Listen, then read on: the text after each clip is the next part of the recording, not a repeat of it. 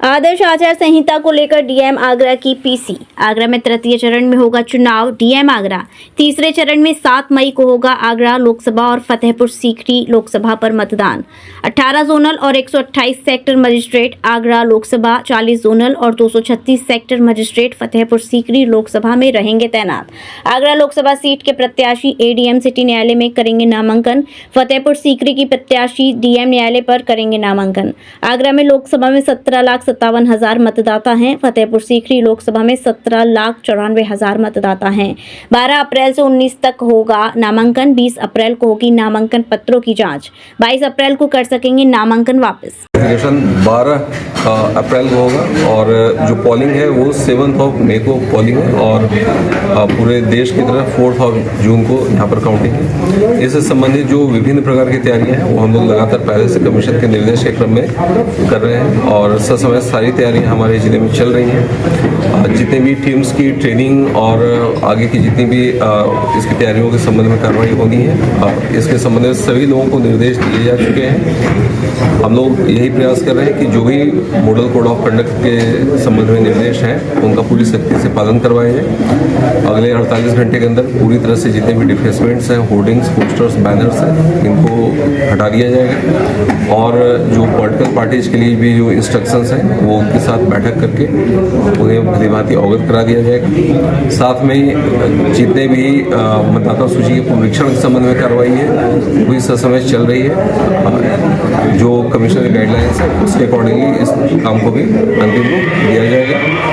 साथ में कमीशन से जो भी डायरेक्शन हमें टाइम टू टाइम मिलते हैं उसके संबंध में हम लोग आपको समय से अवगत भी कराते रहेंगे।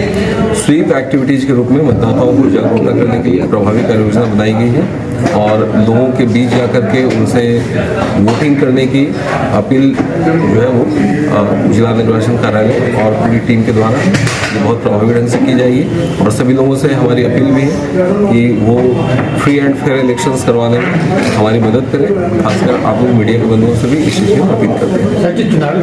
टोटल जो सेक्टर मजिस्ट्रेट्स हैं वो 364 सेक्टर मजिस्ट्रेट्स हैं और 58 जोनल मजिस्ट्रेट्स हैं जिनकी तैनाती की गई है। इनकी मल्टीपल राउंड्स की ट्रेनिंग भी हम लोगों ने करवाई हुई है और अभी भी इनकी ट्रेनिंग जारी है। इनके माध्यम से जो इलेक्शन डे है उसमें भी कार्रवाई की जा रही है और इससे पहले भी जो कमीशन के अलग अलग निर्देश हैं जिनमें इनके माध्यम से बूथ्स का चिन्हांकन किया जाना है, रूट्स का चिन्हांकन किया जाना, ये तमाम कार्रवाई के 2 राउंड्स पहले हो चुके हैं और इसको आगे भी बढ़ाया जाएगा।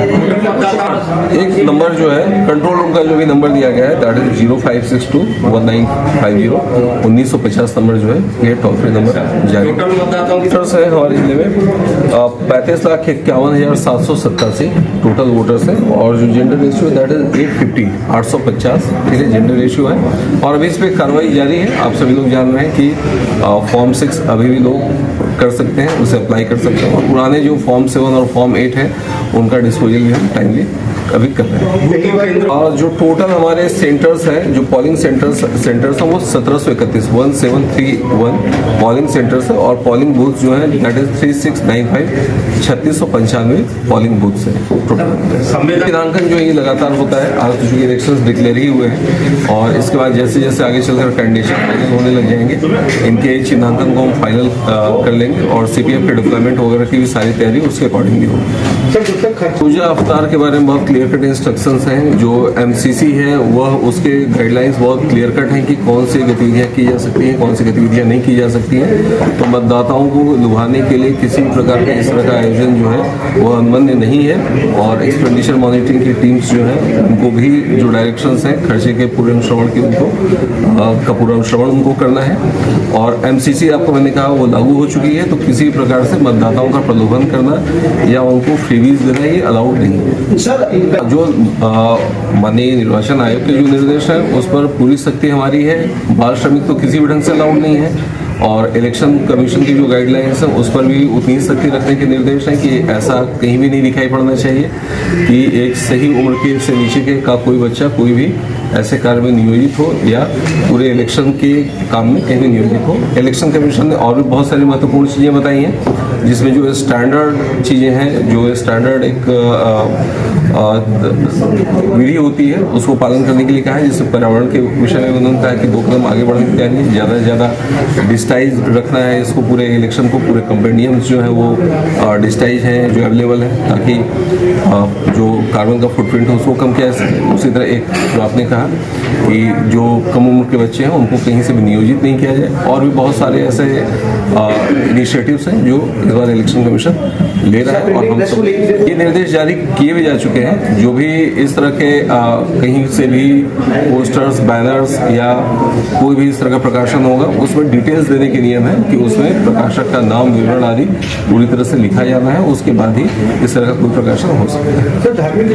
ये बहुत डिटेल्ड गाइडलाइंस है, और धार्मिक आयोजन जो विशुद्ध धार्मिक आयोजन है या विशुद्ध धार्मिक प्रकृति के आयोजन है, उसके संबंध में भी निर्देश है कि कैसे उसकी अनुमति लेकर के उसको किया जा सकता है। और रूटीन में चलने वाले जो आयोजन है वो तो नियमित रूप से चलते रहेंगे, बट एमसीसी के दायरे में रहकर ही सारे आयोजनों को करना है।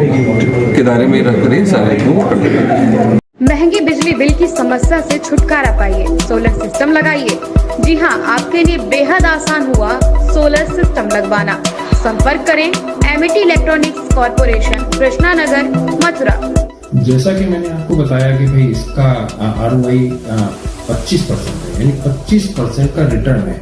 इसके हिसाब से देखा जाए तो जो लागत आप लगा रहे हैं वो लागत आपकी 4 साल में निकल आए।